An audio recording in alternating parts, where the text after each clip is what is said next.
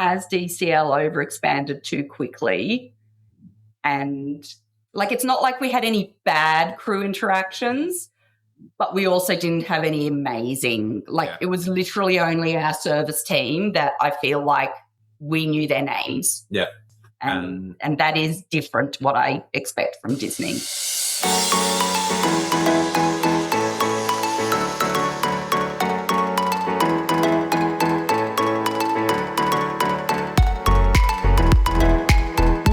Everyone, to another episode of the DCL Duo podcast, brought to you by We Do Travel Right.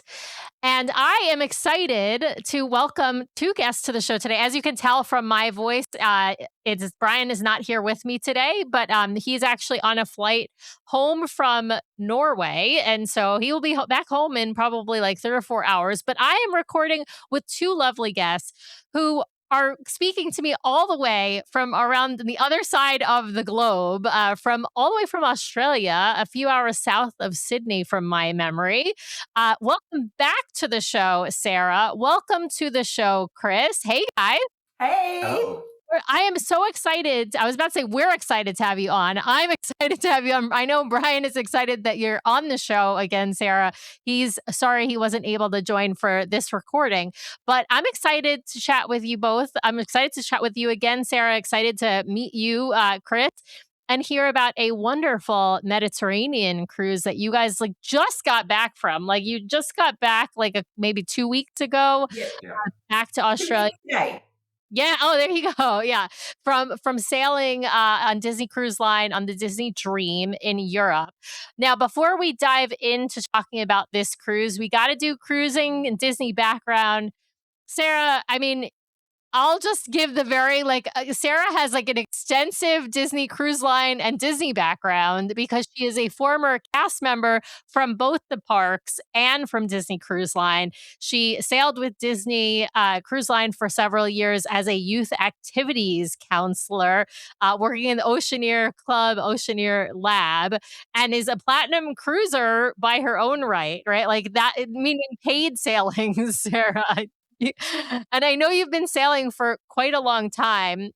Chris, I know you are newer to Disney cruising. Now, do you have any Disney background, or is Sara the one that got you into Disney in the first place? It was part of the wedding package. It was sort of getting signed up for, I did no cruising before I met Sara. I wasn't a fan of the idea of cruising because it's a different perception in Australia than it is in America. It's more to the drinking culture than anything else.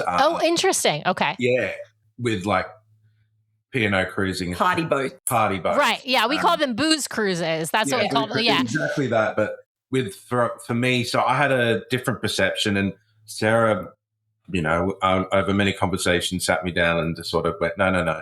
And she was getting super excited that the Wonder was coming. So since then, this Europe trip is now my platinum cruise because of her. I've never cruised in the United States. I've never left a United States port or been to a United States port. So, I have become platinum because of the Wonder Down Under. Wow. That's a lot. I know. Yeah. I mean, I know that I think the last time we chatted, Sara, you had done a back-to-back-to-back. So you had done 3 in a row on the Wonder.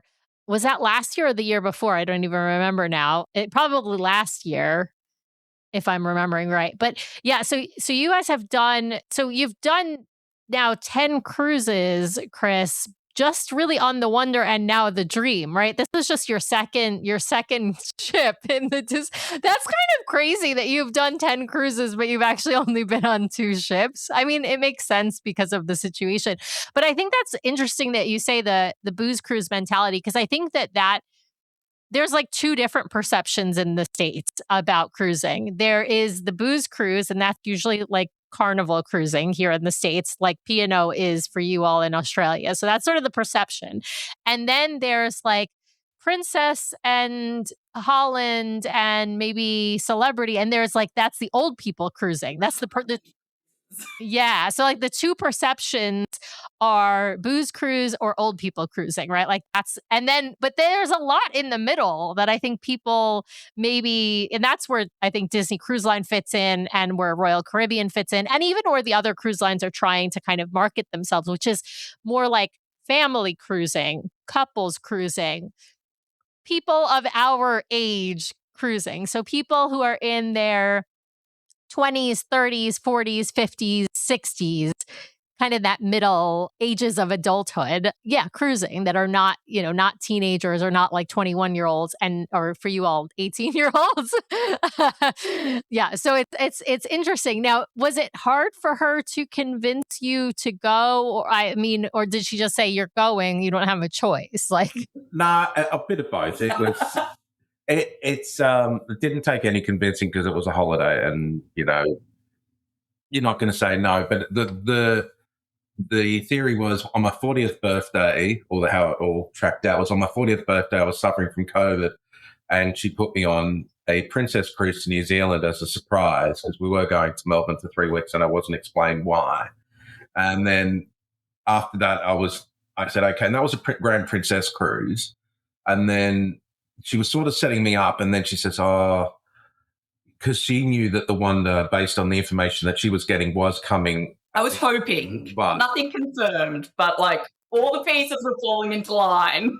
Right. They were like making port agreements. Like it hadn't been officially announced, but like casts were talking about it, right? Like you hear rumors and it's like, okay, that's probably happening. We just don't know exactly when. Yeah. And then there was a gap. Yeah. Like on the itinerary release. And I had a friend whose uncle works for wholesale down in Melbourne, and he accidentally let something slip that he's been talking to Disney. And I'm like, oh my gosh, it's happening.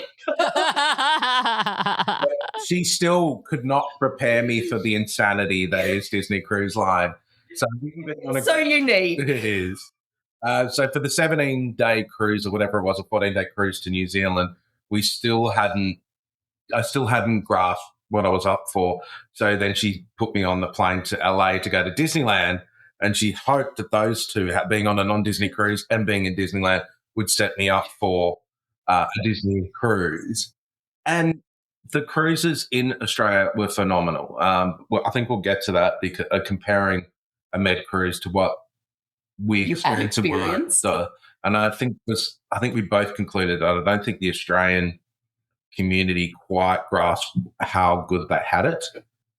And so, but no, it was that's a really interesting take. I'm okay. We're going to circle back on that because I absolutely want to get your perspective on that and seeing two. I mean, you obviously saw two different demographics of cruisers too, because of the sailings you guys did out of Australia, out of New Zealand. Like those are all like heavily Aussie and Kiwi population, right? Whereas in Europe, you've got a mixture of Europeans and folks from the US is probably like the primary two groups, right? And I think like obviously that creates a really different environment, but there were so many more lanyards. Then like Chris did comment on that. It was quite an exclusive, like one of the cruises we did, there was two Pearl, like an American couple who had done a lot. I think they were on their 6th cruise back to back in Australia. And then there was one platinum, and that was me. And that was you. And I think there was one gold and maybe 20 silver, our server told us. Right. Very different. Right. A demographics of a new cruisers, of like all new cruisers or very heavily majority new cruisers, very different than people who have experienced Disney Cruise Line multiple times. Well, let's talk about how you chose this particular cruise, this med cruise. Like it's a long trip to go to Europe, just like it's a long trip to go to the US from Australia. You guys live a couple of hours from Sydney, as I mentioned. I know you live in the capital, but people aren't going to know. People aren't going to know where that is. American audience hasn't heard of that, so that's why I'm saying. Yeah. So tell us like what made you choose this particular itinerary, and what made you choose cruising out of Europe as opposed to cruising someplace else in the world? Sarah, I'll start with you there. So it was, again, my family's fault. My parents are both from Malta, and we've been talking for years about we should get the whole family, go to Malta before mum and dad get too old, and like they obviously immigrated for reasons. So a lot of emotion, a lot of family drama. But we 3 years ago, I think we locked in April, May 26. And we were originally considering stopping in Paris as well and doing Disneyland Paris. And then, like, when the European itineraries released, we realised that the dream was going to be there quite early in May. So we kind of pushed our Malta trip back a bit. So for going to Malta, it was mum, dad, the 3 girls and our partners, so 8 adults. And then, unfortunately, my little sister, so Kate and James, weren't able to come on to Barcelona and the cruise with us. So then family dropped down to 6 adults. But it was the big cruise extravaganza attached to Europe, bigger extravaganza. Yeah, I mean, it's a big trip, right? And if you're going to go all the way to Europe, right, you're going to want, I mean, you might not just, I mean, a week-long cruise is still a long cruise, but it's a long way to travel. And so it does make sense if you can pair it with some other holiday, whether that's visiting visiting a homeland or going to Disneyland Paris or whatever you can sort of fit in. It does make sense because Europe is all very compact. I think people forget, like, with the United States and Australia, we are like very big countries. Like we can go, like it's 6 hours to fly from one end of the country to the other. It's not like in Europe, they can drive to another country in a couple of hours, right? So it's not to say that it's like, I mean, things are closer together in Europe is sort of my point.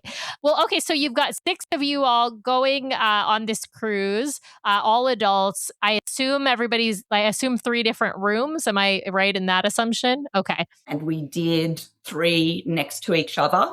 So we happened to have an interconnecting door with my parents, which was not planned, but was there, so we used it occasionally.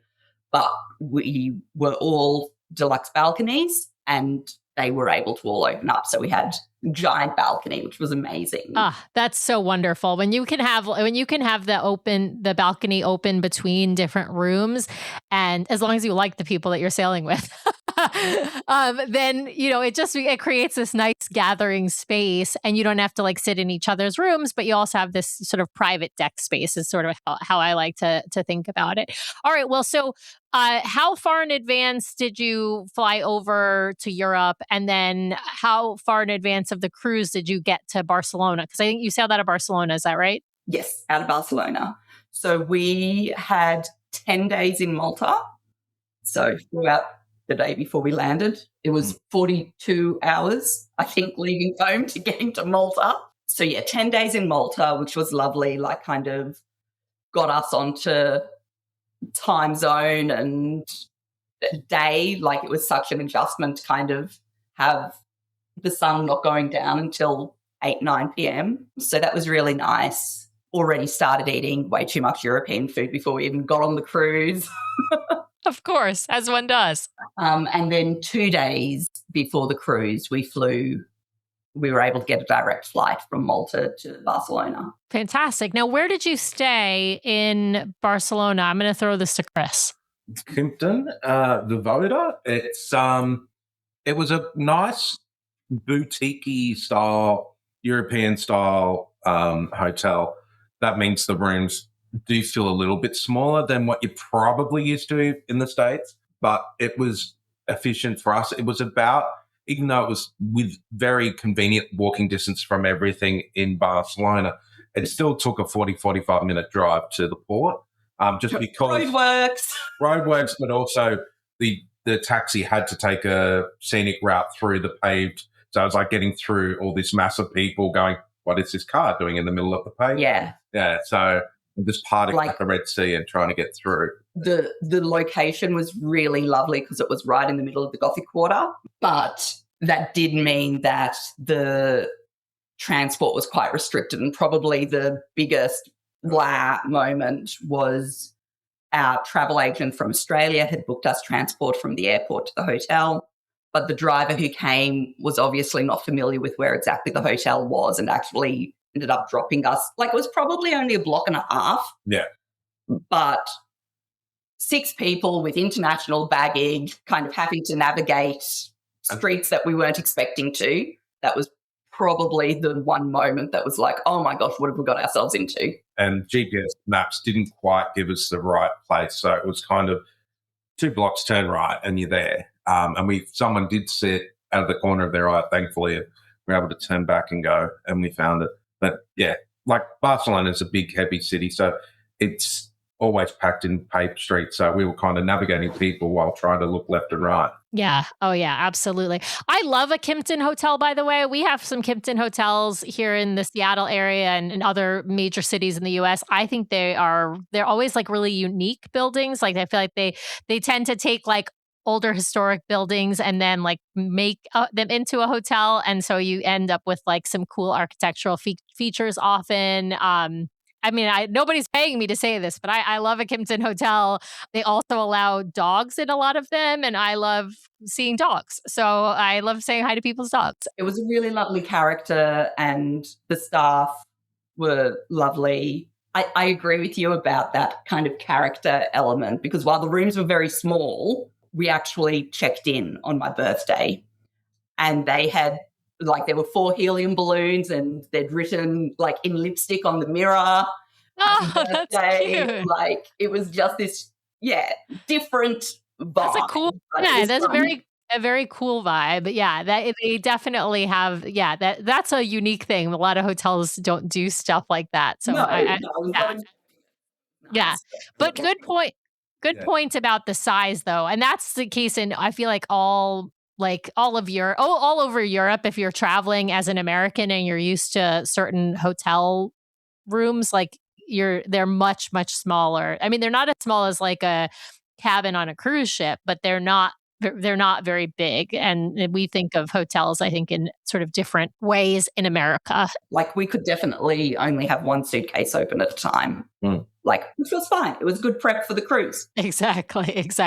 Now, in terms of planning, did you guys like plan excursions through Disney Cruise Line? Did you plan excursions on your own? Like, I want to talk about the planning process a little bit pre-cruise. Obviously, you've got the platinum status on your room, Sara, and then your parents and your sister, do they also have platinum status? Yeah. Now.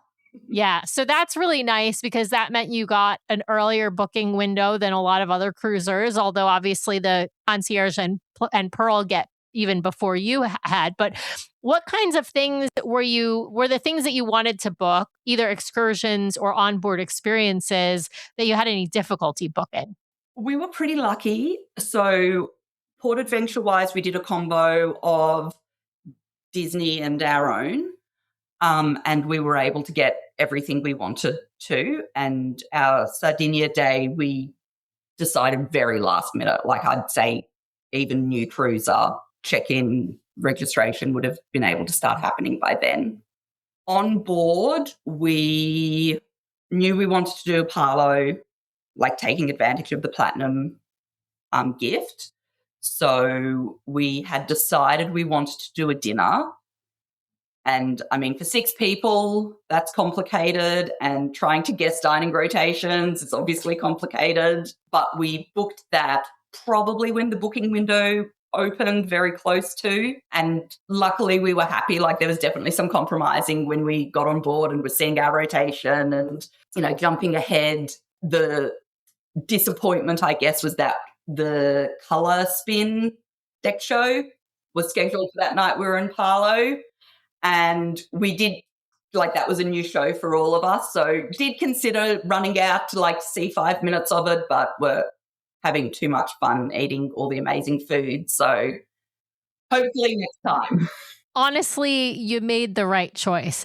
And I'm not saying that it's not a fun deck party. But it's more of like a dance party. Like, each character gets a different color and a different 90s song. And it's cute, but it's like not worth missing Paulo over. Let me put it that way. It's not like the Heroes Unite deck party you got in on the Wonder. So like, don't compare it to that, right? So it was the soundtrack that I was excited to, and I'm like, look, I can surely find the soundtrack somewhere at home. So I bet you can. I bet you can. All right. Well, let's talk about Embarkation Day. You mentioned there was kind of a long drive to the port. Did you use a taxi or private transportation? What did you end up booking to get to the port? Chris, I'll throw this one to you. So it was a taxi, but it was like a specialized taxi for that area. There are restrictions in Barcelona on the paved roads. So it's sort of, yeah. And the drive wasn't an issue. I think it was more the fact that he was shocked at the amount of luggage we already had before the cruise. Even though there was only 6 of us, he was, yeah, I think that was all. There wasn't. Well, you had 10 days. You had 10 days in Malta, a couple days in Barcelona, and then a week-long sailing, right? So, yeah, I mean, you're going to need quite a bit of luggage. I'm imagining you probably did laundry at some point in the process. Did you... okay, so what time was your port arrival time, and what time did you sort of get to the port, and then, of course, what time did you get on board the ship? Family over the last weekend trying to get this story straight because it was a little more complicated than normal. So originally our port arrival time was 12:15, group 5. So we knew it was always going to be a little bit later because it was their first, like they just finished the crossing. And then we got an email probably a month before the cruise saying that everything had been pushed back. So our port arrival time turned to 2 p.m. We were hoping that was Disney being very cautious. So we were a little bit naughty and we still got to port probably about 1:30. So definitely not the original time, but a little bit earlier. And so by the time we kind of got all of us and all our things out of the taxi, checked in our big bags, I think we waited about 2 minutes before they opened our line. So we were able to get straight in that line. And then it was probably about a 5-minute queue until we were like at a counter. There were some problems. I think, like, I remember you guys talking about the switched systems. And I think because of Platinum, we were checking in so early, I think our check-ins got hit by that. So Mum and Dad were totally fine. We had to, both us and my sister and her husband had to go into the, something's not right line. They only had to fix a couple of things for us. I think they ended up needing to take photos again for Amy and Mike. But like even with that extra line and everything, it was maybe 20 minutes. Yeah. So we were still on board at the port arrival time. And I was so excited to like finally have a castaway line to use, and there was no crowd. They were not using that. So like the terminal was really smooth despite some technical glitches. There's been glitches kind of on and off, right? From what we've heard. And so there's times where it seems like everything's fine. And then there's times where it seems like nothing can go right. It's just, it's really unclear as to why some days they have no problem checking people in and some days they seem to have issues checking people in. I'm glad that even though there were some issues, they were able to solve yours really quickly and get you on board.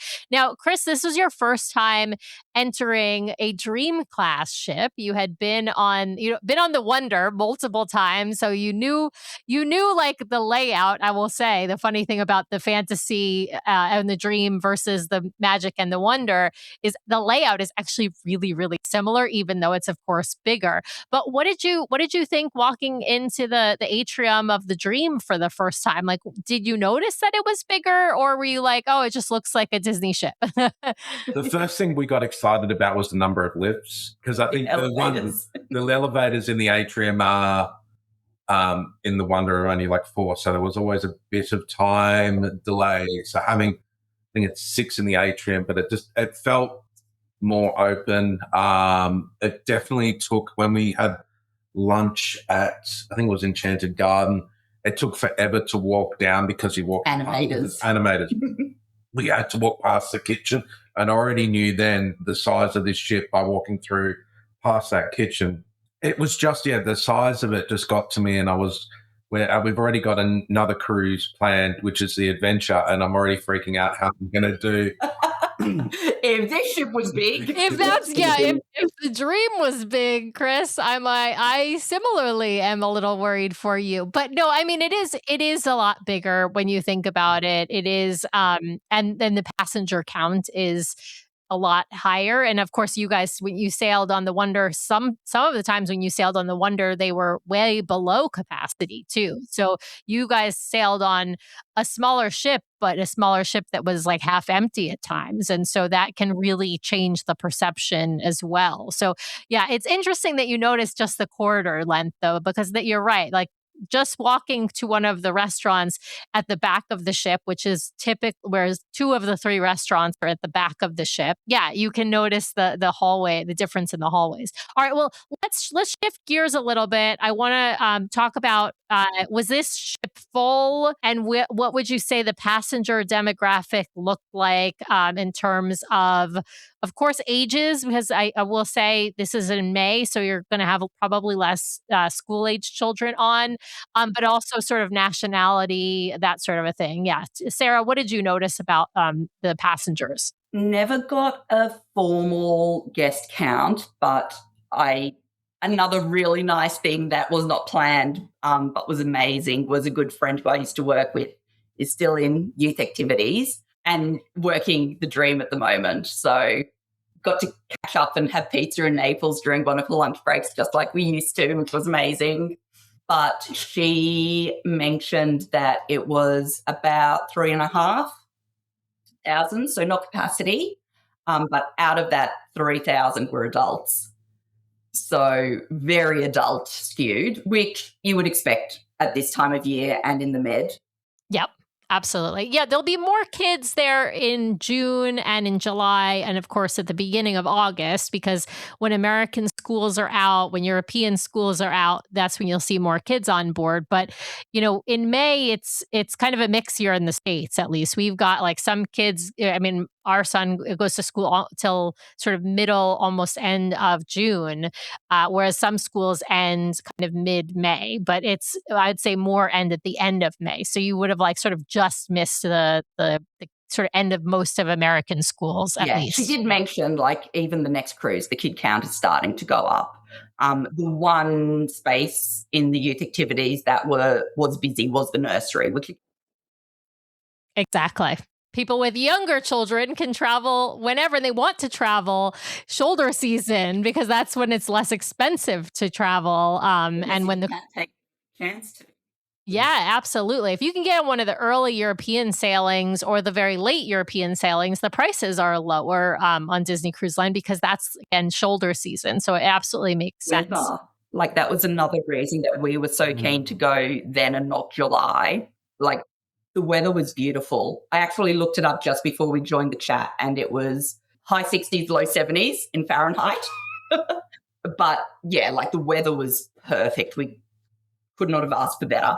Yeah, absolutely. Now, did you get a sense of like nationalities on board? Like, did you get a sense of like, was this heavily European, heavily American? Certainly not a lot of Aussies or Kiwis on board. So we did spend some time in the adults area, and for me, a lot of them were either British or European. I think the way Disney might have done it, I think I noticed a lot more Brazilian and Portuguese, Brazilian and Mexican staff on the cruise. So I think they wanted to make sure they had the Spanish and Portuguese speakers there. It was a couple of French speakers on staff as well. So I think that there was that big. Yeah, they were preparing for the language diversity. Yeah.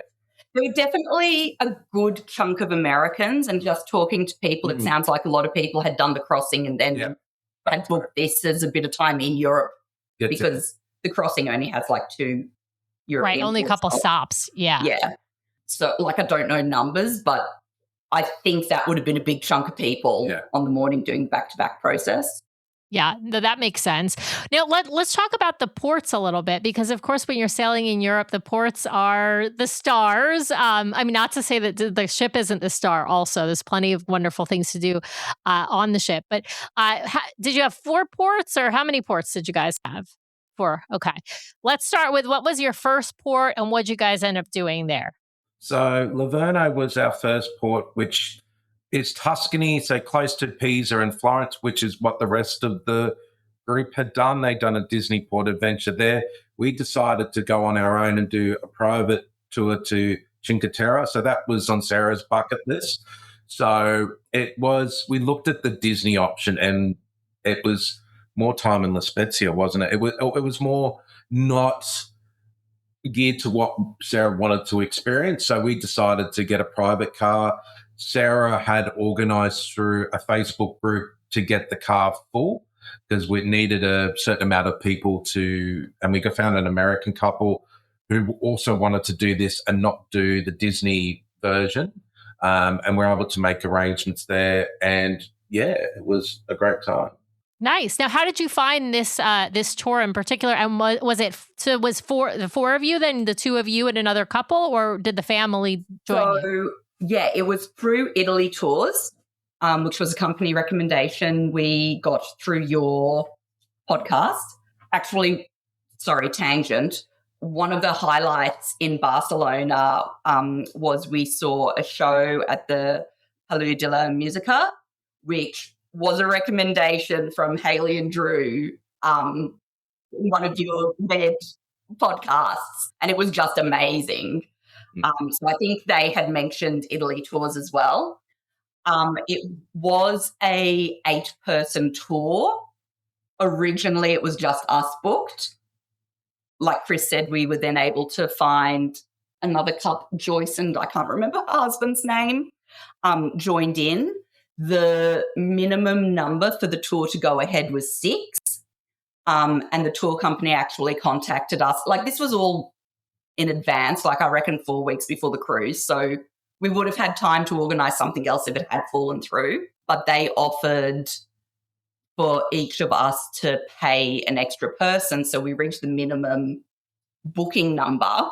And if there was last minute bookings, then we would have got that refunded. In the end, that didn't happen, but even paying for 3 people, it was cheaper than the 2 of us doing the Disney version. Yeah. And it did what you wanted to do. Yeah. So the Disney only has one Cinque Terre tour, and it includes an hour each way, very small boat ride. Despite working on ships, I do get seasick on small boats, and Joyce mentioned that this was her 3rd time trying to do Cinque Terre, but the Disney port adventure had been cancelled the previous 2 times because of the weather, because of that small boat element. And talking to people who did do the Disney version same day as us, apparently it was very bumpy that day. So I'm so glad we put our own puzzle together. And it was perfect weather that day, so if it was bumpy, it would always be bumpy whenever you went. No, that makes sense. So I would say good choice, I guess. Thumbs up. Was it everything you hoped it would be, Sarah? Loved it. Oh, so good. We got an hour each at 3 different towns. Again, the Disney one only does 2 stops, so we got to see a bit more, not doing that extra transport puzzle. And it didn't include any meals or anything, that was up to us, but that meant we could kind of grab things as we were going. Or we did actually sit down and have pasta in one of the towns. It was just beautiful. For a bucket list, it lived up to expectations. It was a beautiful part of the world. And saying that if you did want to do it, it is also possibly convenient to do it by the train. We didn't really feature that in. There is a pretty high-speed train that goes to all 5 stops, or 4 stops at least. But we just decided the car was more convenient to us and to get back to the ship. It gave us that sort of sense of security. So and it was good, very good tour. Yeah, I think that makes sense. I mean, you can sort of it's a little more risky to do the train, right? Because if a train gets delayed and all of that, then you have an issue. But if you if you've got the car, you have less of a worry. Because it was like, it's not a formal Disney port adventure, so it doesn't have the same protections as going with Disney, but they are a tour company that specializes in cruise tours. So they did guarantee to get us back to ship. And there was fine print that said if for whatever reason we didn't, they would get us to our next port. And knowing that the next day we were in Civitavecchia, like that wasn't going to be complicated. So we did feel very comfortable kind of doing that. Normally I'd do a much shorter tour if it wasn't an official Disney one. Yeah, that's a really good point. We always look for that same guarantee if we are booking outside of Disney. And technically speaking, even Disney won't actually wait for you. I mean, you know, from working on the ship, Sarah, but like their guarantee is either the ship waits for you or we get you to our next port of call. So that's Disney's guarantee. Now, of course, if you're going on like a transatlantic or trans-Pacific, right? Like, yeah, they're going to wait as much as they can because getting you reunited with the ship is not possible really. But like if you are going from one European city to another, like the ship might not be able to wait very long because they have certain ports will be like, sorry, you're out. Like Barcelona might say to Disney Dream, you have to leave by this time. And if you don't leave by this time, we will fine you X thousands of dollars. By the minute. Yeah. So it's not like they're not trying. I mean, the ship is going to try its best to accommodate if passengers are running late from an excursion, especially if it's a Disney excursion. But sometimes they just don't have, the ability to. And the other thing is some ports, the tides so dramatic that if you don't leave now, you're not leaving. So yeah, and sending like a small boat for you might be possible, but then they've got the risk of transferring you while at sea, right? Like doing a tender essentially, and that can be really dangerous as well. So it's just it's very complicated. These sorts of things. All right, well, let's talk about your second port of call. Where did you go next? So we went to Civitavecchia. And we did a Disney port adventure for that one. It was CV27, and the title summarizes it beautifully. It was Tarquinia by trolley train and olive oil tasting. Like, we went to Tarquinia, which is a beautiful medieval town, like on the top of the hill. Did a trolley train tour. So we actually did this one with my parents, who like are very healthy for parents, but mum is starting to have some mobility challenges due to arthritis. So that was really nice. You kind of got to do the town. It was like a walking tour, but it was on the trolley, and I think we stopped 3 times, got off the trolley, got to see the view, take photos in front of the church, then back on the trolley to kind of do the winding, steep bit. So that was really perfect. It was definitely a smoother adventure because it was just really just the train and then olive oil tasting wasn't really any extraneous on the body. It just, Yeah, that's a great multi-generational option because there are some of these tours, as you mentioned, Chris, about sort of walking around in Barcelona. A lot of these places are cobblestone pavers on the ground, right? So we're talking about older cities in Europe where walking around, it can be kind of strenuous. Maybe it's on a hill. Maybe the beautiful lookout spot is walking up a bunch of stairs, right? Like, so, these Europe, in certain parts of Europe, are not the most accessible. And so when you think about somebody who has any kind of mobility issues, you want to think about that when you're picking your port excursions and reading that fine print about the descriptions as well is really important. And sometimes you can find online reviews through like TripAdvisor or other websites to kind of find out more about those excursions. On that, just to go back, the day in Livorno, the rest of our family did do a port adventure, which was a river cruise in Pisa. And looking at the port adventure description, they were very clear that it's steep steps to get onto the boat. And then there's like 5 steps onto the coach. And apparently there were a number of families who did have a family member in a wheelchair. And technically they were able to do it, but the fact that there were multiple families in that situation just slowed the whole tour down so much. And it sounds like it was quite challenging for them. And So yeah, I think reading the fine print is really important. And Disney do say, but I think Disney maybe are a little on the side of, if you want to do it, if you're able to, we'll let you. But is that really how you want to spend your day? Yeah. Like spending a long time transferring from one to another. Yeah, that's not the best. That might not be the best fit for an excursion. That's a really good point. And you're right. I think every time I've heard people ask at like the Port of Ventures desk, they will always say, well, if you're able to, you can. It's up to you. Whether you want to, right? And they always leave it to the guest, which I understand. They don't want to say no if you can actually do something, because there are people who are primarily wheelchair users who are mobile, who can, ambulate and get up and walk short distances, but maybe can't walk all around a town, right? So, yeah, so it's hard. I think it's very hard for Disney to know what your level of ability is and what your level of comfort is, and so they try to, I think, err on the side of letting the guests make that decision. Yeah, which makes total sense. But yeah, I think, like you summarized, a lot of Europe was built pre-accessibility considerations, and even when Disney and the tour guides are doing their best, there's only so much. Absolutely. What was your third port of call? Oh, the pizza capital. This was definitely the one that we were all looking forward to. So we did a private tour through, can't think of the name of the place, but it was a bit of a puzzle. Yeah. My sister did. So we decided to do Herculaneum instead of Pompeii.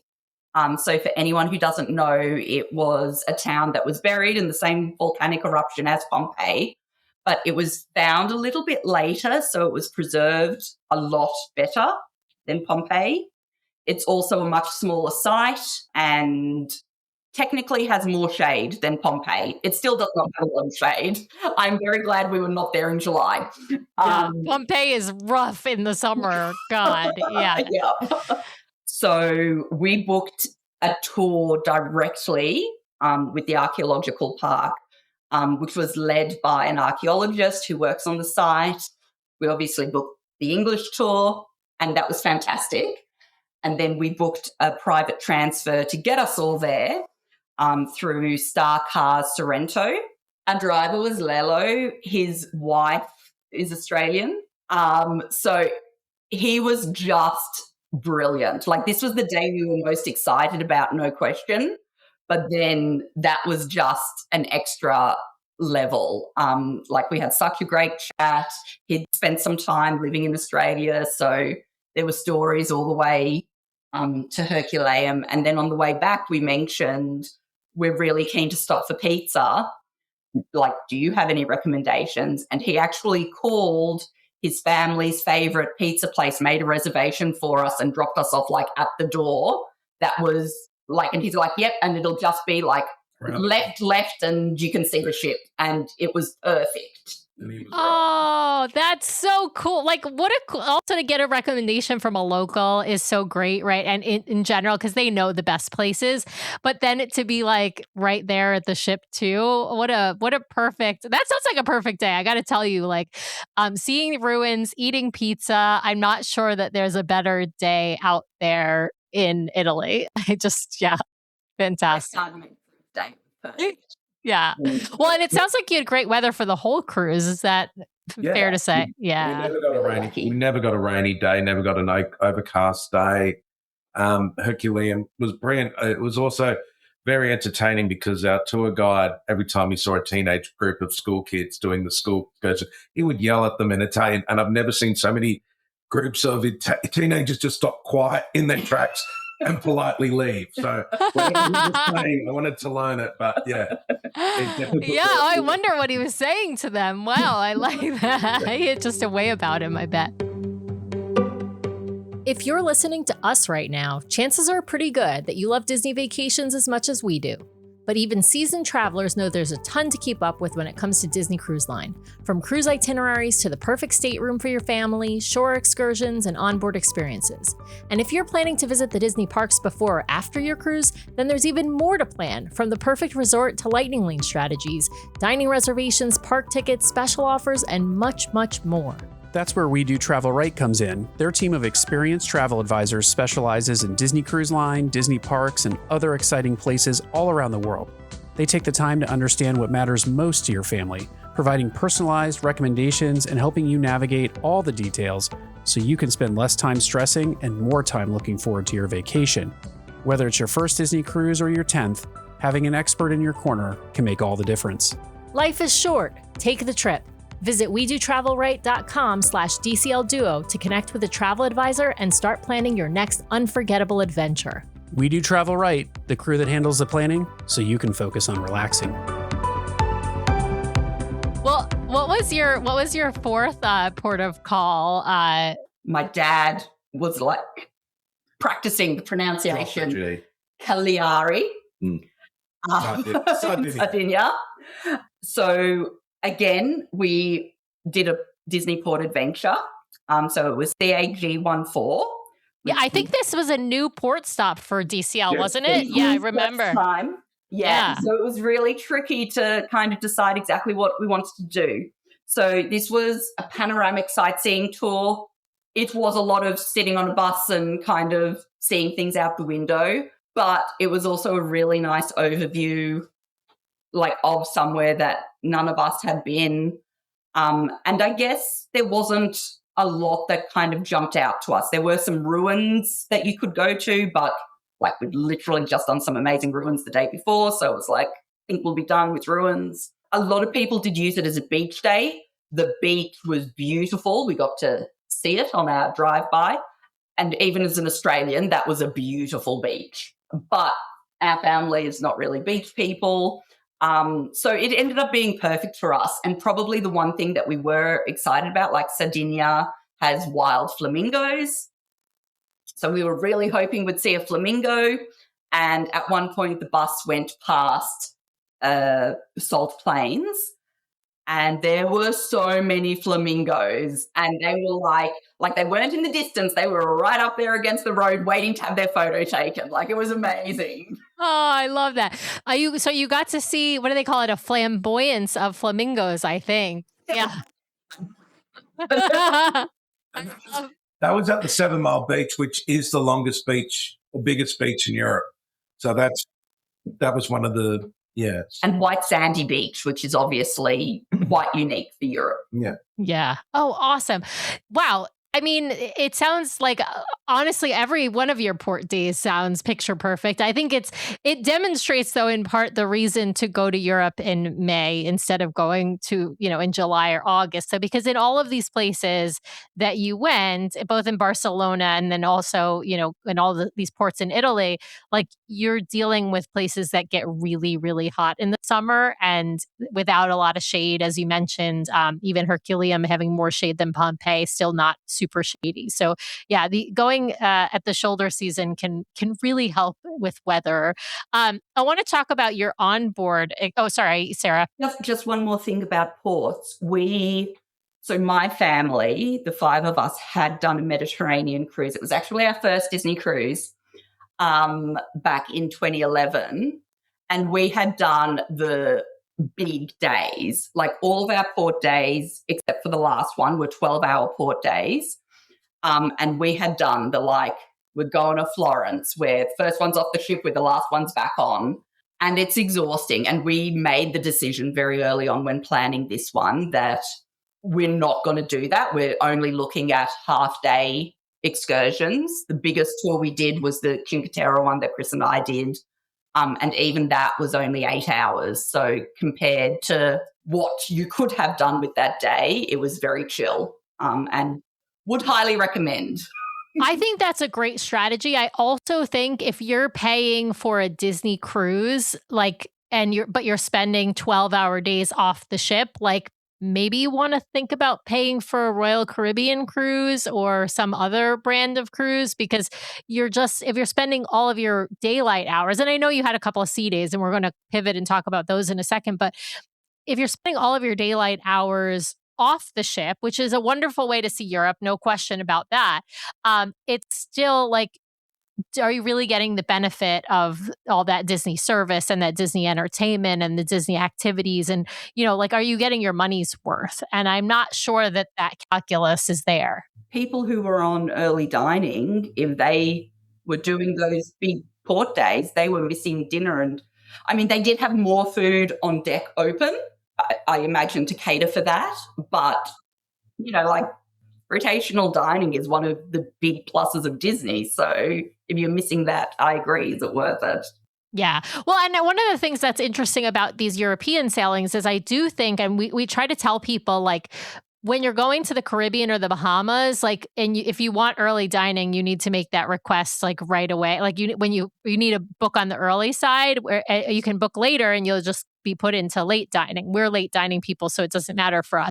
But in Europe, it's the opposite. And I think in Australia and New Zealand, I'm not sure like what it was there, but I know in like Alaska, it's also similar to in Europe. Like, because you have these long port days, more people tend to book that late dining. And so late dining tends to be the fuller seating.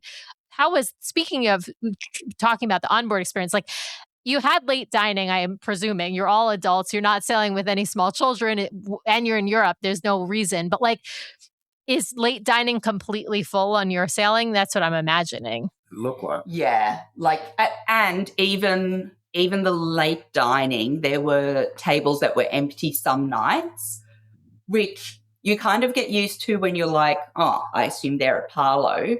But I think there were actually a couple of tables that just exhausted themselves and were choosing to do room service to get an early night because they had another early start. So, yeah, that makes sense. Now, I want to ask you, though, the comparison in Australia, when you did those sailings, were like, I know in Europe, Europeans tend to eat later. Americans tend to eat earlier, I think, than Europeans, at least. When do Aussies eat? Like, when do you all, like, at home, what's like normal dinner, and what did people on the ship sailing out of New Zealand? I think we're a little in between. Yeah. Like, not as early. I mean, like, we don't eat at 5:30, to be fair. Most Americans probably eat closer to 6:30, but like, yeah, like I'd say between 7 and 8 is probably typical, as much as you can generalize something like that. For the Australian cruises, I felt it was very similar to the Caribbean cruises. Like, people with young children really wanted the early dining. Yeah. All adult groups tended to want the late dining. Yeah. That makes sense. And like I said, in Europe, in general, the late dining is going to be more, people are going to book that more, just because even people with younger kids will sometimes choose that later dining, just knowing they're going to be at port for long hours. Some people will book the early dining, not realizing that, and then realizing, oh my God, we've just missed dinner, like 3 nights or 4 nights of dinner. So it's really, as you mentioned, Sarah, one of those like important things to figure out in your planning process, like, do I care about missing dinner, right? Is that important to me? Versus being at the port for a longer period of time if you have a long port stay, which a lot of these ports do, especially since you're not traveling that far from one port to another. The ports are relatively close together. Well, let's talk about some of the onboard experiences. Chris, I want to ask you about this, because I mean, like, Sarah knows everything about these ships backwards and forwards, with the exception of the Wish class. But yeah, I mean, what kinds of things what spaces did you like to spend your time in on board the Dream, and what kinds of activities did you enjoy doing on the Dream? It's obviously there are more spaces, and so there's sort of more to do, I'd say, on this class versus on the Wonder, but they're all different. Yeah. So I think with comparing it to the Wonder, we were very spoiled because living in Australia, we never looked at the port days as being anything serious. So we spent more of our times on the ship. So there were certainly a lot more places within the Wonder where I felt most comfortable or enjoyed myself more.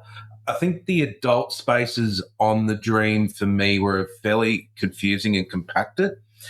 So because it was such a heavily adulted cruise, there was times when we went and did adult activities, say in the bar, there were 1687 or 687. Yeah. The pub. Yeah. Yeah, pub. And it felt very, very claustrophobic because everyone else had the same idea. And I don't think it was really built for that. So there were some odd choices where we're kind of like, could they have done this, say, at Evolution or somewhere else where there is a bit more space? That's my only sort of real criticism. It was looking around and going, I don't think this is planned out as well as it could have been. I found the Wonder to be a lot more personal experience because it's a smaller ship. If I went to the French Quarter, if I went to the Cadillac Lounge, they knew my name. We all talked and we conversed every day. I didn't get that personal connection on the Dream. I found it to be, you sort of saw people, but you weren't sort of able to say you had that direct. And it was only because we had 2 sea days. The spaces that I really enjoyed were more near Cove, so that eating area, we were all able to sit down. It was quiet. There was no screaming kids. That adult area was very good. Again, also Cove was very busy. There wasn't any seats around. So again, that sort of, we just spent that time sort of outside. But I did like a lot of the theming. I thought it was very well done. I wish I had spent more time in Evolution. We only did it once to listen to the Broadway star do their music. The theatre and the cinema, I think, are really good. I think how they've done those, made them 2 stories, made them easily accessible, and the shows were great. What else? What was the other question that you asked? And what? Which space? Well, I asked which spaces. You answered on activities. I think, everyone says this when they go on these types of ships, the midship detective agency. Is I know best. It's the best, right? I think that what I was mentioning about the 2 sea days was that we didn't get to do the golf, we didn't get to do Vanellope's. We was just so jam packed, doing a lot of things that even on the last day we looked around and goes, we haven't done a whole lap of deck 4 yet. So we went out, made sure we after you gotta go around deck 4. You gotta walk around the promenade deck and just at least once around to get a little stroll. Yeah, we sort of went upstairs and quickly looked at the mini golf and go, okay, we've seen it, let's leave. Because there was kids starting on that, and it was like, yeah, okay, no, that's not for us. But the midship detective agency, everyone was doing it on the ship. Everyone was having a great time. You know, we did the Muppets one. We made sure that we made good job, Sarah. You got the you found whoever was the thief. Yeah. It was very nicely done. And so I had a lot of great fun doing that. And it was good to start and come back because there's a lot of steps, a lot of moving around. But that was definitely my highlight. Yeah, I love that. I think, honestly, the best thing about the Dream class is the Midship Detective Agency. Anyone who says differently is just wrong. It's the best game. I know that we have a couple of, decent games on the newer class. In particular, the Happy Hunt is probably the best one on the newer, on the Destiny and the Treasure, which is the Haunted Mansion themed one using a magic band and screens. But I still maintain that the Midship Detective Agency, which is kind of, for those who have not listened to our show before, this is like think of it as kind of a scavenger hunt where you're playing detective using interactive screens throughout the ship. It's actually the least technologically savvy of the options of games on the ship, but it's the best one because it doesn't glitch very often. It's very easy to do for adults, kids, the like. It's just really fun. And if you do there's 3 different storylines. I highly recommend the Muppets one. It is the longest of the 3. The other 2 are shorter. But if you want to take your time, and as you mentioned, Chris, you don't have to do it all at once. You can do some of it and then come back to it the next day. I highly, highly recommend. And there's ways to, let's say, minimize your walking. Take a picture of Pepe's door. Take a picture of the theater board thing that's outside of the theater as well, and that will help you from having to zigzag a couple of extra times throughout the ship. So also highly recommend starting at the top and then you're doing stairs down. Yes, down instead of going up. Absolutely. Yes. Do it from the aft. They do it from forward. I tend to zigzag. I will go like, I'll go like deck 9 forward, deck 9 aft, deck 8 aft, deck 8. Like I'll do it like that. But I appreciate that too. All the tips to minimize your walking, even though it actually maximizes your walking regardless. Yeah, it's fantastic. I got to ask about, food quality, and you mentioned the show was, of course, being wonderful, Chris. Sara, I got to ask you, since you have a ton of experience with Disney Cruise Line food and shows and all of the things, like how did you think this cruise stacked up in terms of that? Food, good. Like I think it was at Disney standard. The deck food was definitely busier. And I think it was that kind of people getting back from port. So it did seem busier, but they definitely kept up. The tacos, they had a line going, zigzag line, but worth the wait. Yeah. The cantina is definitely a great addition to the Dream and the Fantasy. That, they added it onto the last dry dock for both of those ships, and it was much needed in terms of adding another option, a variety of food on board on the deck. And also, there was no really Mexican food on the Dream or the Fantasy. And so this is kind of the first, not to say that once in a while they'd have a dish or two in cabanas, but not the same. Yeah, this is it's like think of it. We like to call it Chipotle at sea. It, of course, was introduced first on the Wish class with Donald's Cantina, and then this one is now Ramon's, I believe, Cantina on the Dream and the Fantasy. So it's been a big hit. I think it's been really successful. Yeah, main dining. I think the food was as expected, generally good, particularly when you think about how many people they're feeding on such a schedule. They were still using the old menus. I'm not sure if they're going to be doing that for the whole European season or if they're going to switch over. Yeah, I'm not sure either. I think thus we haven't really talked. I think you might be the first folks that we've talked to who've been on the European season. And so I think we'll find out perhaps later in the season if they switch. But I also wouldn't be surprised if they wait until after they come back across the Atlantic before they start switching up to updating the menus, just to give the crew. The European season is hard for the crew. As you know, Sara, it's, you're changing ports every day. It's very busy. It's a lot of different nationalities, a lot of different languages on board. The tipping is, of course, not as good for cast because European culture, unlike American culture, does not generally tip as much. And so it's just a different, it's a harder season for them, even though a lot of the cast love doing Europe because it means they get to see all of these amazing places in the world. Yeah. And I imagine also just using different suppliers than they would be at Port Canaveral, etc. They're probably pre-ordered. But anyway, we got to have our brie, so I was happy about that. Yeah. And I will say, I think you guys got the American chicken tenders as well, although I think they switched. Did. Yeah, I did hear the one, I think the cruise after yours, they switched to the European supply. So a lot of the stuff you got, because you're at the very beginning of the European season, you still got the American sodas and the American chicken tenders and all of that. The supplies that came on as you mentioned, in Florida. Versus a cruise after yours and then beyond, those supplies start to dwindle, and then they start to be restocking with the European versions. Yeah. So it's a little different.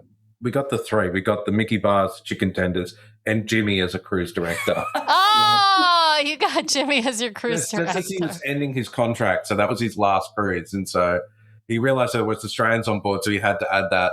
I live also on the Gold Coast in Australia as well as being an American, so he had to give a whole spiel. Yeah. Oh, that's awesome. I love that. That's fantastic. Well, is there anything that I've missed? Anything in terms of either onboard? We didn't talk about Palo. I'm curious how Palo dinner was. And we did Remy as well. Oh, you did Remy. Oh, okay. So Palo was amazing because Palo's always amazing. Yeah. And yeah, it was amazing. We got a sunset like as we were leaving Livorno. Beautiful. We didn't originally intend to do Remy's because we only had 2 sea days and we've never been on the Dream, and like you know it just takes up so much time. But there was a bit of FOMO going on from the brother-in-laws. We were both like, well, we haven't done Remy's, and it was hesitant from those of the family that had done the cruise and gone, it's not that good, or it was not. It was the time. It was. I think it was like it is a big chunk of time to lose this time. We ended up doing brunch, so really did eat into that second sea day, but it was amazing. Yeah, I think really the highlight was the servers at Palo, at Remy, and our server and assistant server. Like, we had some phenomenal guest relations through the serving of food, and they were great, all of them. And they made us all feel special. And it was 2 different experiences, but I think Remy just slightly edged out Palo because it was a new experience for us. It was sort of a degustation menu, and they accommodated for no seafood. They accommodated for the vegan sister that we have. So they were all, and they made everyone feel special, spoiled, and the theming was great. The Meridian Bar, and just being there up there before your meal, relaxing. And that was on that day, that morning, we saw a pool of dolphins, we saw a turtle, and we saw a whale, all in the space of about an hour and a half. And everyone at Meridian in the bar were like, okay, out, check the whale, go back in. But we were seeing the dolphins and the turtle from our balcony, and we were like telling people, and then people just went out and go, oh my God, there's a whale. And then we went out and saw the whale. So, yeah. That's incredible. I love when stuff like that happens. It's the the magic of cruising, not just on Disney, but like cruising in general. You can sometimes get those sightings. Sometimes you have a pod of dolphins swimming with you as you're sailing. Sometimes you get to see a whale. I love that. That's fantastic. I think Meridian. For those who haven't sailed on the Dream and the Fantasy, Meridian is like the secret sauce of bar spaces on that class of ship. Like, it is. It doesn't tend to get crowded, really, because I think a lot of people don't know it's there unless they happen to do a drink tasting there, or they're going to Palo or Remy, because that's, it's right there in between the 2 restaurants. And to me, that's like, it's sort of the best kept, maybe not so secret.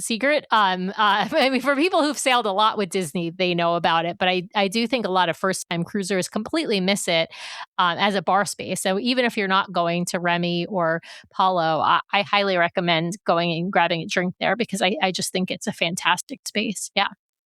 Sara, anything? Oh, we didn't ask the question of, the different, you mentioned being spoiled at the beginning of the show, Chris. I have to circle back before, I'm going to ask Chris a rapid fire, because Sara, I've already asked you a rapid fire last time around. But you mentioned getting spoiled in Australia on the Wonder, and the sort of comparison, or you alluded to a comparison to the Dream. Tell me, what were your sort of takeaways from sailing in Europe on the Dream versus sailing on the Wonder? I think that's the point I made earlier about how I felt like there was a far more personalized service, that it was a smaller crew, smaller guests. So everyone sort of like, hey, and we had that connection with previous servers. So we knew who Santosa was. We knew who all these people were, and we had this connection. I saw you last cruise, and you had this connection with people in the French Quarter, and you could share a joke with them, and they entertained you. And we had all these kind of experiences, whereas because we're on the Dream for such a small period of time, we couldn't make those connections. But also it just felt like it was so much more busier, and it was more packed. But I don't think the staff could even manage to do that. So for me, this felt more like a cruise than what the Wonder was, which was more of an experience. And I think, and it was, both were great, but they were just different experiences. Yeah. I've heard you and Brian reflect on this, and I think we saw it, that has DCL overexpanded too quickly? And like, it's not like we had any bad crew interactions, but we also didn't have any amazing, it was literally only our service team that I feel like we knew their names. Yeah. And that is different to what I expect from Disney. Yeah.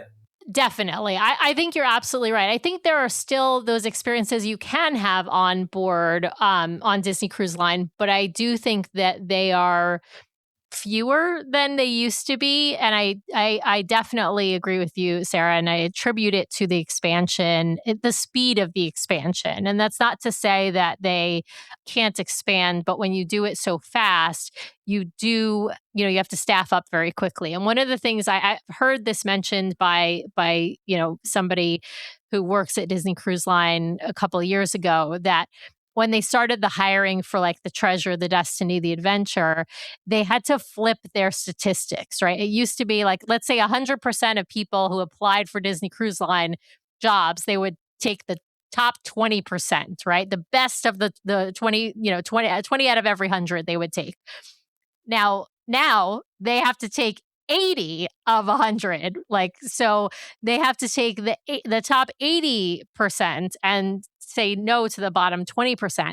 And that just means overall, you're not always getting the cream of the crop. And I'm not saying that these people are bad, but you just, if you're not as choosy with your crew, right, you are going to get some people who are maybe not as Disney quality as you want them to be. And that doesn't mean there aren't those gems sprinkled amongst that group. There are always going to be those gems sprinkled amongst those group, but you're going to have some folks who maybe don't have that same like pride and level of service in themselves, no matter how much Disney trains them. And that's just, that's an unfortunate, I think, consequence of that growth.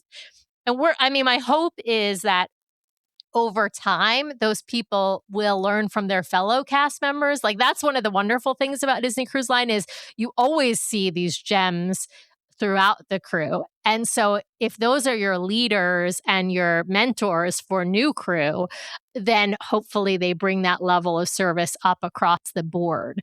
And, but it's, there's going to be hits and misses. But I also think there's something just special about the Wonder. And you guys got to experience that, multiple times. And I'm jealous that you got so much time on the Wonder because she's such a wonderful ship. Not to be punny on purpose, but there's just...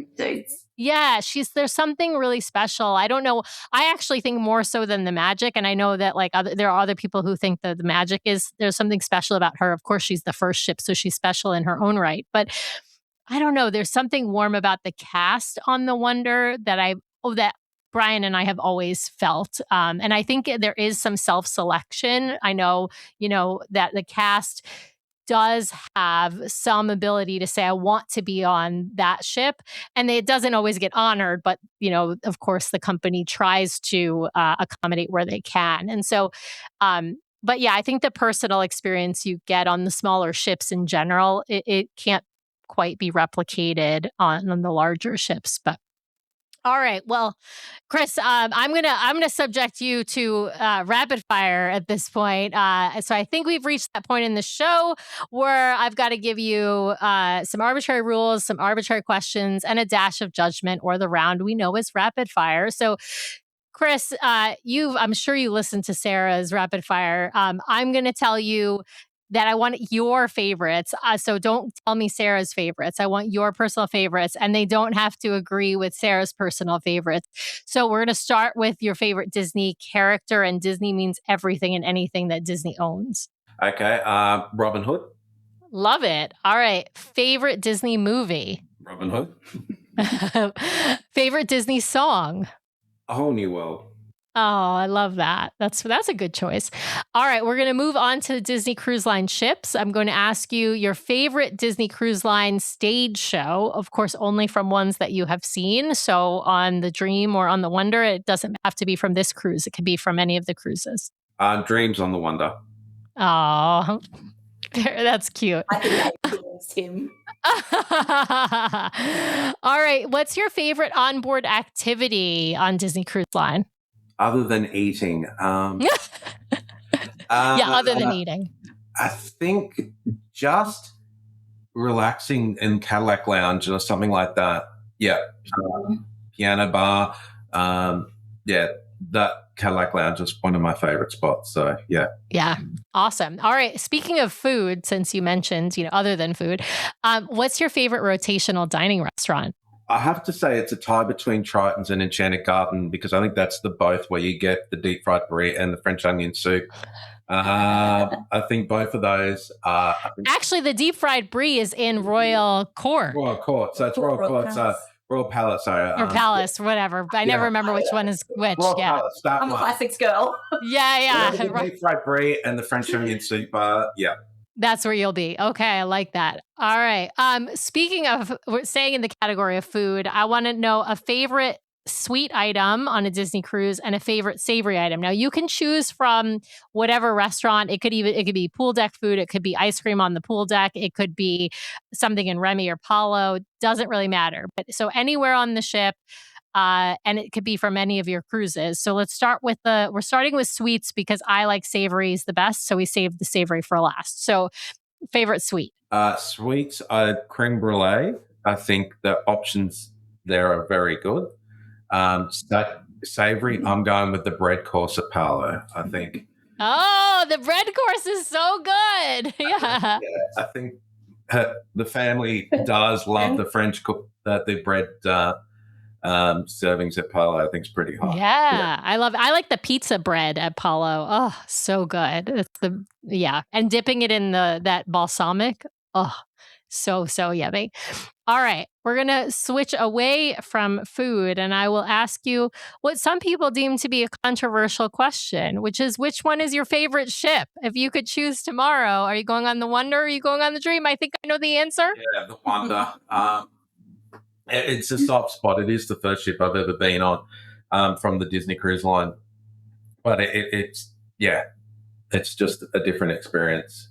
Awesome. All right. Well, my last question of rapid fire is your bucket list cruise. And what I mean by that is somewhere you haven't been that you would love to go on a Disney cruise. It doesn't actually have to be like Disney Cruise Line current itinerary. It could be an imaginary itinerary, a made up itinerary, but it has to be real places that are accessible by water. Where would you go? Our bucket list is Alaska for me, but I think the places that I want to go, and it is coming up, is Japan. I think doing even a Singapore to Japan cruise, because we are currently looking at potentially doing something similar to that, because we do have the adventure, but that doesn't go anywhere coming up.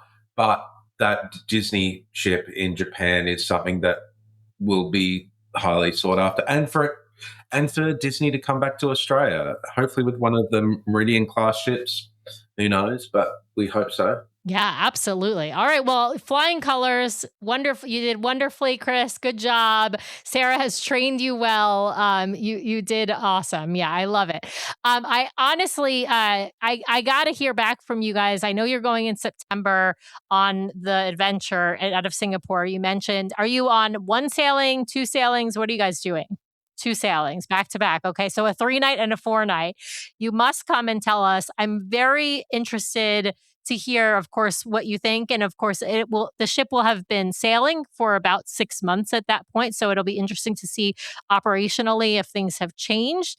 The other part that I'm super interesting to see is, Chris, you have now sailed on a Magic class, a Dream class, and now you'll be sailing on the Adventure class. And 6,000 passengers is a lot of people. So it'll be interesting to hear what you think of those spaces. Yeah, one of the things that was a highlight was very early at the start of our trip was when we were flying into Singapore on our first flyover, and I turned to my wife and said, I wonder if you could see the Adventure from out your window. And then she just started screaming because she could see the Adventure leaving port. And that was the cruise before it had all the engine problems. So where, my goodness. Backed off. It was, so... That's crazy. Yeah, it is a huge ship. Just we took a photo of it, but it couldn't come out. We were still pretty high, and you could tell that was definitely a Disney ship. There was those funnels, those unmistakable funnels. So, yeah, no, it's definitely going to be, again, a different experience. And I think being on the Dream has given me that kind of insight. Don't expect the Wonder to be what is expected across the whole thing. Everything has its own different style and experience. And Yeah.